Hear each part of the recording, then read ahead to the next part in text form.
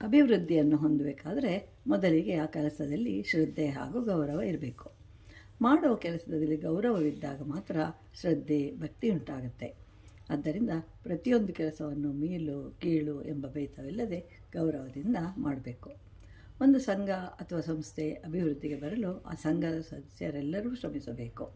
ಆದರೆ ನಮ್ಮ ಅಭಿವೃದ್ಧಿಗೆ ನಾವೇ ಕಾರಣರು, ಅದಕ್ಕೆ ನಾವೇ ಶ್ರಮಿಸಬೇಕು. ಅದಕ್ಕೆ ಮೊದಲು ತನ್ನನ್ನು ತಾನೇ ಉದ್ಧರಿಸಿಕೊಳ್ಳಬೇಕು.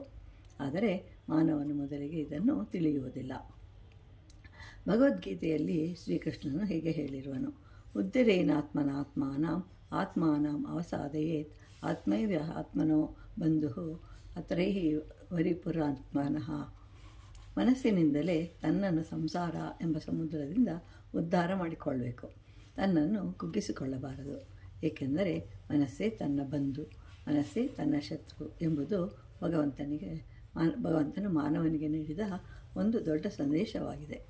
ಮಾನವನು ಮಾಡುವ ಪ್ರಯತ್ನವನ್ನೆಲ್ಲ ಅವನಿಗೆ ಫಲವನ್ನು ನೀಡುತ್ತವೆ. ವೈದ್ಯ ಕೊಟ್ಟ ಔಷಧಿಯನ್ನು ರೋಗಿಯು ತೆಗೆದುಕೊಳ್ಳಬೇಕೇ ವಿನಃ ತನ್ನ ಕಾಯಿಲೆಗೆ ಬೇರೊಬ್ಬನು ಔಷಧಿ ತೆಗೆದುಕೊಂಡರೆ ಪ್ರಯೋಜನವಾಗುವುದಿಲ್ಲ.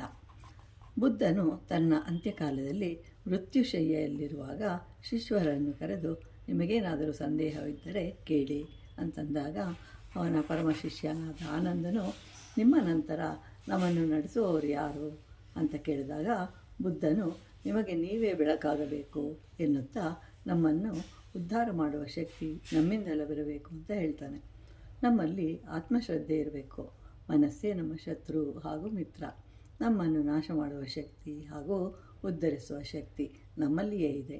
ನಾವು ಅದನ್ನು ಗುರುತಿಸಿಕೊಳ್ಳಬೇಕು ಹಾಗೂ ಅದರಲ್ಲಿ ಉದ್ಧರಿಸುವ ಶಕ್ತಿಯನ್ನು ಉದ್ದೀಪನಗೊಳಿಸಿಕೊಂಡು ಜೀವನದಲ್ಲಿ ಮುನ್ನಡೆದು ಅಭಿವೃದ್ಧಿಯನ್ನು ಹೊಂದಬೇಕು.